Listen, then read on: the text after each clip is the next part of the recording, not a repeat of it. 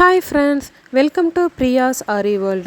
இன்னைக்கு கிளாஸ்ல நாம பார்க்க போறது zigzag stitch. So இந்த stitch வந்து எப்படி போடுறது அப்படினு பாருங்க. ஒரு 2 lines போட்டுக்கோங்க. அதுல first வந்து நம்ம thread அடியில இருந்து வெளியில எடுத்துக்கறோம். கிராஸா கொண்டு போய் மொத stitch வந்து லாங்கா போட்டுக்கறோம். ஓகேங்களா? சோ அதுக்கு ஒரு லாக் சின்னதா ஒரு ஸ்டிட்ச் போட்டு அதை லாக் பண்ணிடுறோம். நெக்ஸ்ட்டு அதை அப்படியே கீழே கொண்டுட்டு வந்து கிராஸாக இன்னொரு ஸ்டிட்ச் போடுறோம். அதை லாக் பண்ணுறதுக்கு ஒரு சின்ன லாக். ஓகேங்களா? ஸோ நெக்ஸ்ட்டு மறுபடியும் கிராஸாக கொண்டு போய் ஒரு பெரிய ஸ்டிட்ச், அதுக்கு ஒரு லாக். திரும்பி அதை அப்படியே கீழே எடுத்துகிட்டு வரோம்.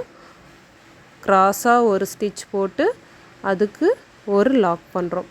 ஸோ இந்த ஸ்டிட்ச்சு வந்து நம்ம எங்கே போடுவோம் அப்படின்னா எம்போஸ் ஒர்க் பண்ணுவோம். எம்போஸ் ஒர்க் அப்படிங்கிறது வந்து நம்ம வந்து அடியில் த்ரெட்டை கொடுத்துட்டு அந்த த்ரெட்டுக்கு மேலே பைப்பிங் த்ரெட்டு கொடுத்துட்டு அதுக்கு மேலே நம்ம வந்து ஒர்க் பண்ணுவோம்.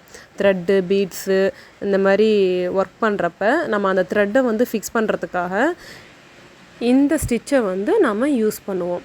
ஸோ இந்த ஸ்டிட்ச் வந்து நமக்கு மேக்ஸிமம் எம்போஸ் ஒர்க்கில் தான் யூஸ் ஆகும். இதை நல்லா பார்த்துக்கோங்க. ஸோ இப்போ வந்து நான் என் நாட் போட்டு ஃபினிஷ் பண்ணிடுறேன். இதுக்கு வந்து நீங்கள் அவுட்லைன்லாம் கொடுக்க தேவையில்லை. இதை வந்து அப்படியே டைரெக்டாகவே போட்டு பழகிக்கோங்க. ஸோ இது ஜஸ்ட்டு நம்ம தெரிஞ்சுக்கிறதுக்காக தான். ஸோ நெக்ஸ்ட்டு பார்த்தோம்னா இதுலேயே இன்னொரு டைப் இருக்குது. அது எப்படின்னா ஃபஸ்ட்டு ஒரு சிங்கிள் லைனில் நாம் நார்மல் செயின் ஸ்டிச் ஒரு லைன் போட்டுக்கிறோம். ஓகேங்களா? So first normal chain stitch போட்டுட்டு அதுக்கு மேலே வந்து ஜிக்ஸாக்காக நம்ம வந்து ஸ்டிச் பண்ணுவோம்.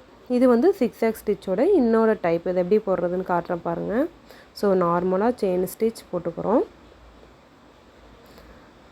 உங்களுக்கு வந்து இந்த டைமில் கண்டிப்பாக என் நாட் போட்டு கற்றுட்ருப்பீங்க. அதே மாதிரி த்ரெட்டும் வந்து சீக்கிரம் அந்து போகாமல் உங்களுக்கு நீடில் ஹேண்டில் பண்ணுறதுக்கெலாம் ஓரளவு ப்ராக்டிஸ் ஆகிருக்குன்னு நினைக்கிறேன்.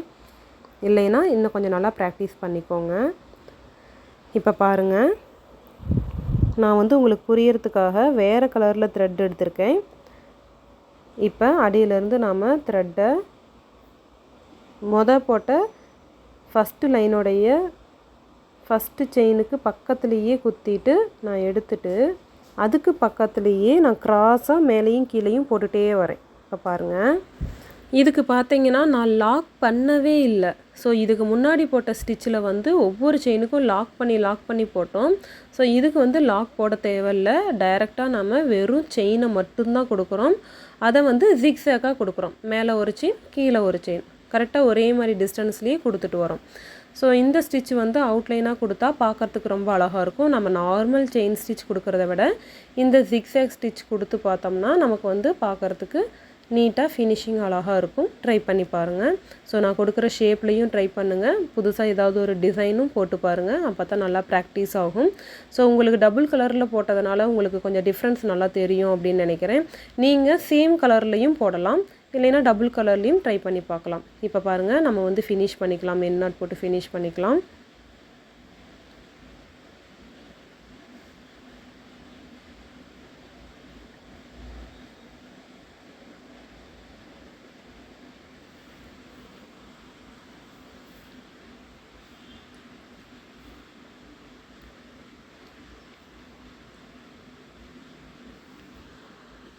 நெக்ஸ்ட்டு வந்து இது என்ன ஷேப்பில் போடணும் அப்படின்னா ஒரு ரவுண்ட் ஷேப்பில் போட்டு பாருங்கள்.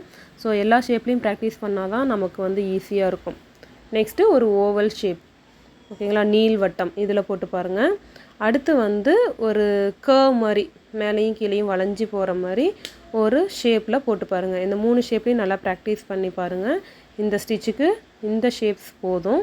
நெக்ஸ்ட்டு ஒரு டிசைன் வந்து புதுசாக ஏதாவது போட்டு ட்ரை பண்ணி பாருங்கள். இந்த வீடியோ உங்களுக்கு புரிஞ்சிருக்குன்னு நினைக்கிறேன். Okay friends, thank you.